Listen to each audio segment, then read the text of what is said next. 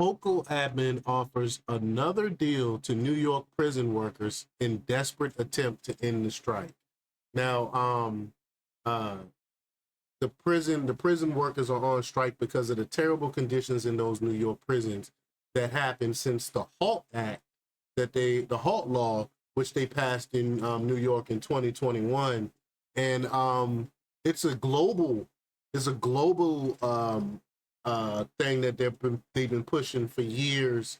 They call it the I think internationally they call it the Mandela Act or something like this, and this is their way of implementing it around the United States. In fact, I was a prison therapist for almost 4 years, and we started implementing way back when I was a prison therapist years ago. We started implementing some of these same rules, some of these same things that's in this whole act. So I can only imagine how the prisons are in Virginia now if they fully passed it. Because I started seeing some of the changes in the prisons because I had to do things like at first, when I first started working at the prison, we didn't have to go in and have these meetings with the prisoners, and that I'm talking about. That's in isolation. They believe solitary confinement is bad for people's mental health, which it could be, but it's also used as a prison tool to keep bad inmates under control. That's what it's for. But again, these international stuff, this HALT law that they pushed in New York specifically are asking for things like 6 hours of programming and have an hour out on the yard and all these other things they're asking that people that's supposed to be in solitary confinement you're supposed to give them, which is just crazy, especially when it comes to manpower and stuff, because you got to have people to do the programming. You got to have the people to watch the inmates while they're in programming. It is a lot. It takes a lot of manpower to run a prison, and it's unsustainable. And then there's no consequences. Really, it's a reward to go and do these things for special. So you think people will act the fool just so they can get these special privileges and get this extra programming and yard time and stuff like that. Like it, how is that a punishment for breaking rules in the prison? Like this whole thing is a mess. I don't know why they thought this would be a good idea in the first place. But we're basically going to talk about it. We're going to cover this. Again, this is something that I'm particularly passionate about because I used to be a prison therapist, so I know how bad the prison can be. So again, we're going to talk about it. We're going to talk about what's in that HALT Act. But before we get started, go ahead and hit that like button, share this out so we can get this information out there.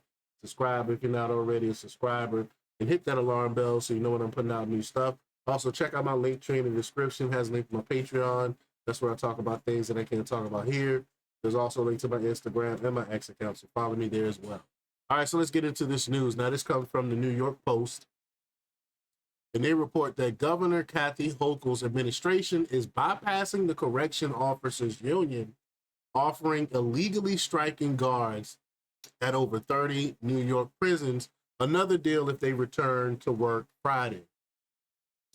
The state proposed a new deal without the union sign-off in a desperate attempt to get the prisons fully staffed after the guards walked off the job on February 17th over unsafe working conditions. I mean, I don't blame them at all.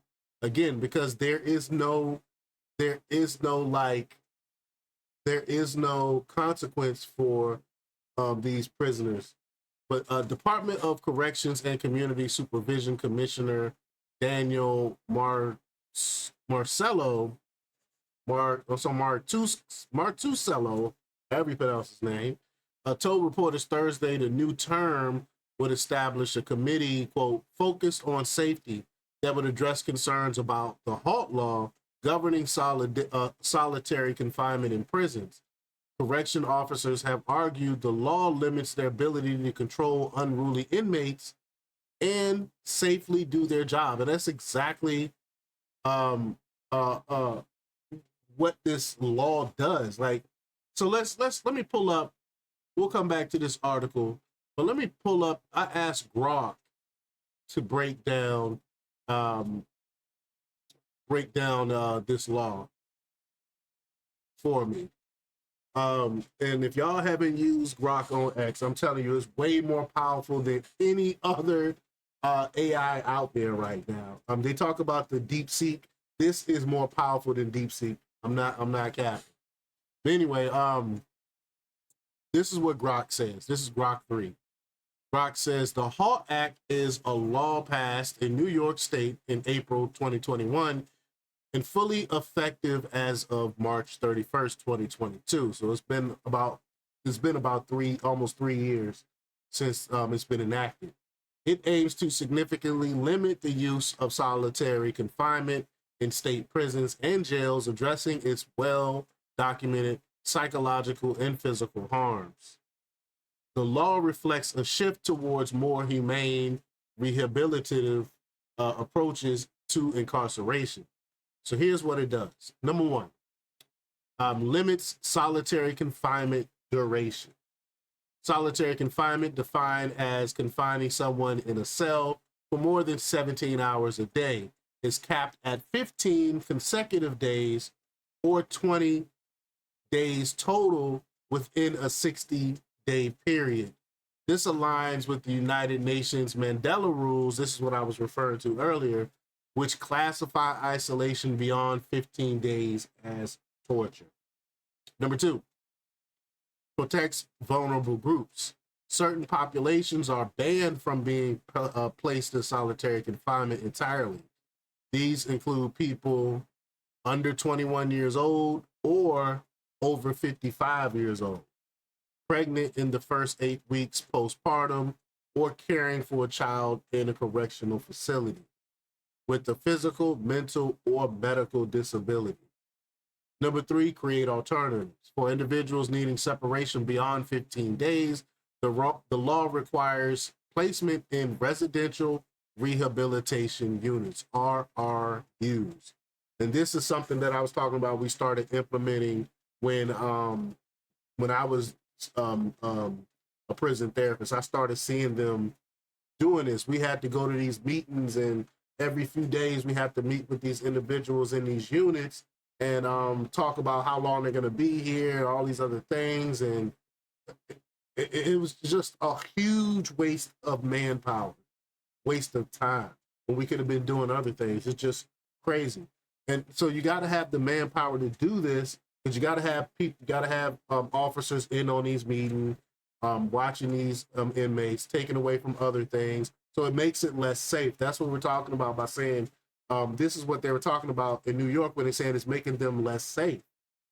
These units are designed to be therapeutic, offering at least 6 hours of out of cell programming plus 1 hour of recreation daily, aimed at addressing behavioral issues rather than just punishing them. We used to give them these books, these workbooks that we have them do, and each time they do the workbook, they'll get another workbook, and they'll be able to end up getting out of the units from completing these books and learning things and stuff like that. And this is how I see how we started implementing these things. Number four, improves oversight and transparency. The Department of Corrections and Community Supervision must provide regular public reports on the use of segregated confinements and RRUs, including data on demographics and duration. External oversight agencies like the State Commission of Correction monitor compliance. Enhances due process. Before placement in solitary or RRUs, individuals are entitled to better procedural protections, such as access to legal representation and disciplinary hearings. This is what I was talking about, the meetings we were sitting on. These were disciplinary hearings we were sitting in on and stuff like that. Why it exists. It says the HALT Act was driven by years of advocacy from survivors of solitary confinement, human rights groups, and lawmakers who argued that prolonged isolation, sometimes lasting months or years in New York, was inhumane and counterproductive. Research shows it causes severe mental health issues, increase violence, and doesn't improve prison safety. The law seeks to replace this with rehabilitation-focused alternative. So now, with the current context, while the law has been praised as groundbreaking, its implementation has faced challenges. A 2024 report from the New York State Inspector General found that the DOCCS hasn't fully complied. Some inmates are still held in solitary beyond legal limits, and the RRUs don't always provide the required out of time cell programming. That's because they don't have the staffing to do it. Meanwhile, corrections officers and their unions, like the NYSCOPBA, have criticized Hall, arguing it reduces their ability to maintain order. And I can see that happening.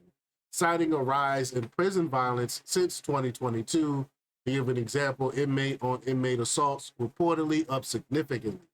Advocates counter that better enforcement, not repeal, is the solution. Crazy, crazy, crazy stuff. Again, I've actually worked in a prison, so I know how this stuff, how and implemented this type of program in the prison that I was working at. So I know exactly how this thing works. And I from my perspective, like I said, I see it takes a lot of manpower to run a prison. You're taking away from this manpower, but implementing these programs that really doesn't, I'm gonna be honest with you, it really doesn't help the inmates at all. It makes it worse because some people look at these units as a reward. You know, if you got a problem with your cellmate, you say, or if you got something like that, you do something so you can get put in this unit to get away. You know, it's just crazy. But the potential agreement will also include many of the same provisions, including in the first deal offered by the state and accepted by the union last week, including a 90-day suspension of some suspects of the solitary confinement law. I just realized my mic is way over there. Hopefully my audio is okay. I just realized that. A 90-day suspension of some aspects of the solitary confinement law, 2.5 times overtime pay for 30 days after officers return to work, adjourning legal proceedings against participants in the legal strike, re-implementation of health insurance for those who've been terminated, no discipline for striking workers. So we'll see what happens. Just the 90-day suspension of some aspects of the solitary confinement law. How about you just get rid of it altogether? Nobody wants this. You're putting the prisoners ahead of the safety of the prison, which is just ridiculous in my eyes. But we'll see what happens. We'll see if they accept it or not. But y'all let me know what y'all think about this. Leave your comments down below. I could go more on this, but I think this video is long enough.